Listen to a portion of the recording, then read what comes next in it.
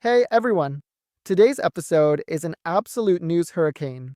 Google rolled out its new AI for images that's blowing everyone away.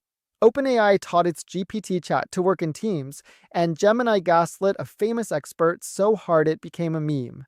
We'll also check out boxing robots, chips that are 10,000 times more efficient, and a rocket that finally landed. So, get your popcorn ready. It's gonna be wild. Google Nano Banana Pro, the new king of images? Alright, first topic, and it's the main one. The folks at Google were like, enough is enough, and launched their new flagship image generation model, Nano Banana Pro. This thing is built on their big brain, the Gemini 3 Pro model. So what makes this banana so cool? It doesn't just dumbly generate an image from a prompt. It thinks about it. Imagine, you give it a prompt, the AI drafts an image, then it looks at this draft with its digital eyes, analyzes it, and thinks, okay, this part is crooked, the text here is blurry, and here I could add a bit of style.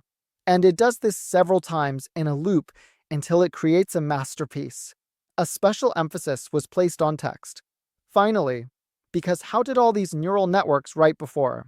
Like a drunk chicken with its foot. But they claim Nano Banana Pro can even generate complex infographics with multilingual text error-free. Resolution, up to 4K, suitable for both stories and widescreen presentations. Sounds like a content maker's dream. But where's the catch? The catch, as always, is money. Google decided that such magic shouldn't be too accessible. In their Google AI Studio service, where you could previously try a lot for free, one image now costs from 13 cents. People, of course, raise their eyebrows. How come? We expected it to be cheaper. But it's not all bad. There are loopholes. In the free Gemini app, you can do 5 generations per day. You just need to activate the thinking mode, that's the Gemini 3 Pro itself, and select Create Image. There's also the Flow service, where everything is still free and without subscriptions, but nobody knows how long that will last. So I recommend testing it out before they close this freebie paradise. Initial tests show that Banana really is killer. It outperforms competitors on all parameters: style, composition, and how well it preserves a character's face if you edit it. But its main trump card is precisely its work with text on images. So, it seems we have a new serious player in the image generation field: Group Chats and ChatGPT. Meanwhile, over at OpenAI, they aren't sleeping either. They launched a feature many were waiting for: Group Chats in ChatGPT. Now it's not just a you and the bot dialogue. Now you can create a chat, invite friends, colleagues, teammates, and all communicate with the AI together. Imagine, you're working on a project, brainstorming, planning an event, or just trying to collectively figure out some complex code. Before, you had to copy chat responses, paste them into other messengers. Everything got messy. Now it's all in one place.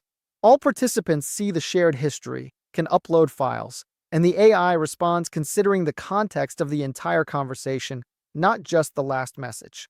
It's like your team got a collective brain helper.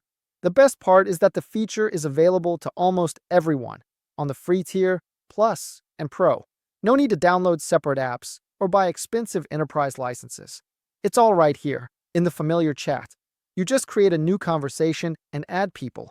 This is where OpenAI wins, with simplicity and accessibility. They're expected to add role management later, but for now, it's just a cool tool for collaboration. Gemini 3 Pro and Gaslighting. This is probably the funniest and at the same time most alarming story recently. Andre Karpathy, a well-known AI specialist, was testing the new Gemini 3 Pro and was generally pleased. But during one of the dialogues, something epic happened.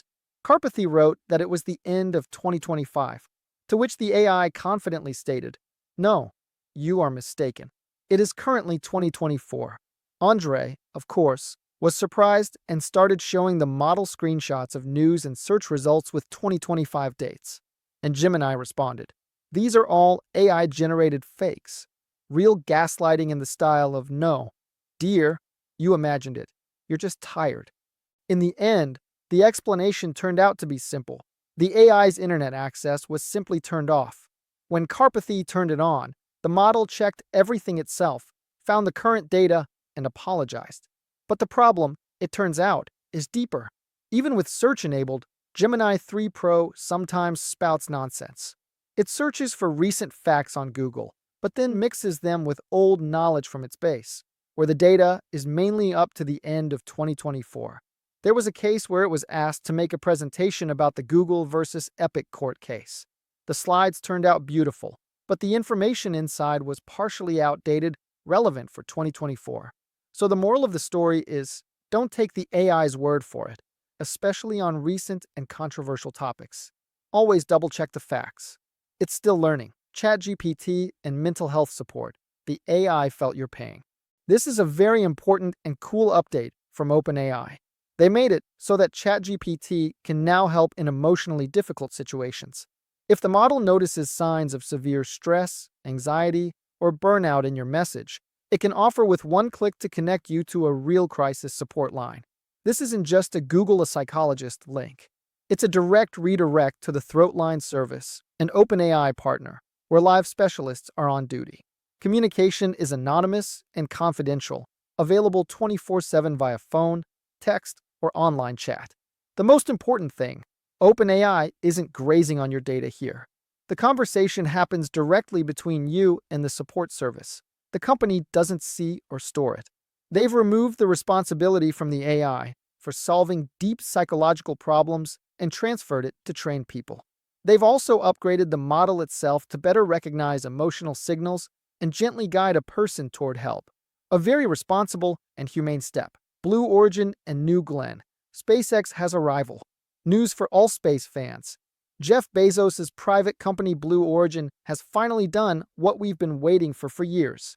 Their heavy-lift rocket New Glenn successfully launched, deployed payloads for a Mars mission, and its first stage safely returned and landed on the Jacqueline maritime platform in the Atlantic. For Bezos, this was a moment of truth.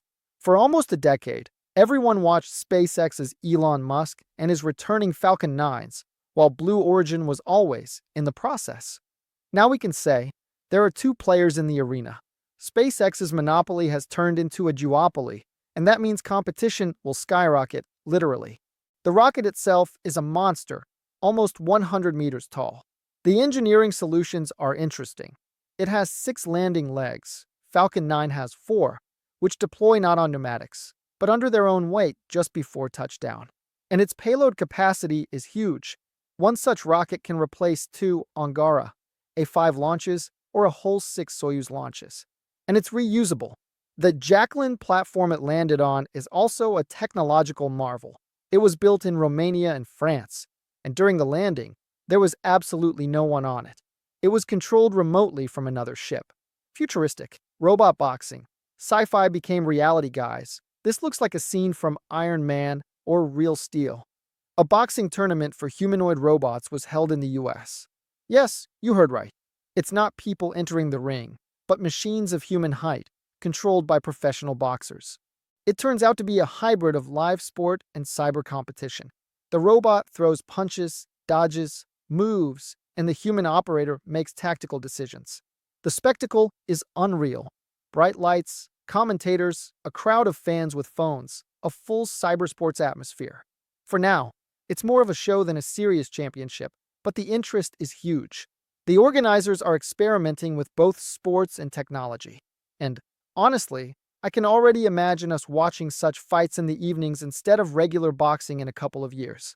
The future is here. Lumia Health, a fitness tracker as an earring, the eternal problem with wearables. They are bulky, uncomfortable to wear constantly, and sleeping with a smartwatch is a real pain. The startup Lumia Health solved this problem radically. They made a fitness tracker in the form of an earring. Yes, it looks like a regular, stylish piece of jewelry, but inside are hidden sensors that monitor blood flow, physical activity, and sleep quality. The earring is almost weightless, doesn't interfere with sleep, and doesn't cause irritation. It only needs to be charged once every 5 to 8 days, which is simply unheard of for gadgets. It costs about $250. The idea is for electronics to become not just functional, but also aesthetic, literally part of your style. Perhaps this is a new niche, jewelry that takes care of your health. Extropic. Ships that are 10,000 times more efficient now. Get ready for the craziest news that could flip the entire industry. A small startup called Extropic claims to have created chips that are 10,000 times more energy efficient than the best GPUs from NVIDIA. Do you realize the scale? 10,000. How did they manage it? They went against everyone.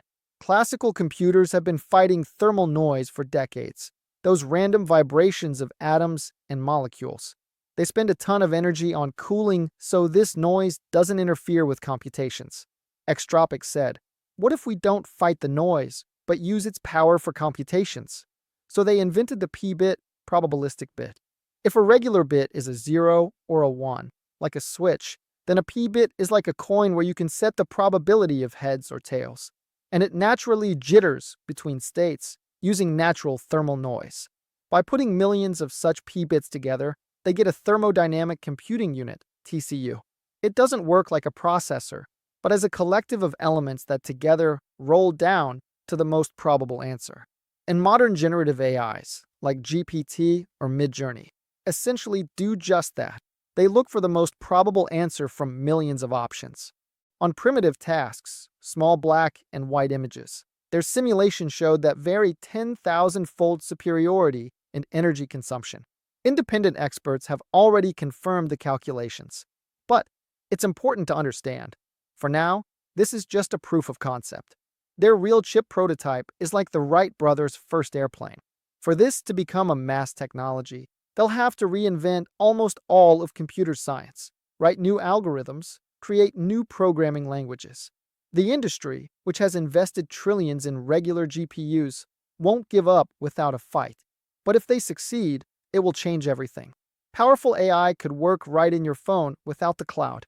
A doctor in a remote village could hold a device with diagnostics on par with the world's best clinic. We could avoid an energy collapse from data centers consuming the energy of entire countries. This is potentially the greatest breakthrough in the history of computing.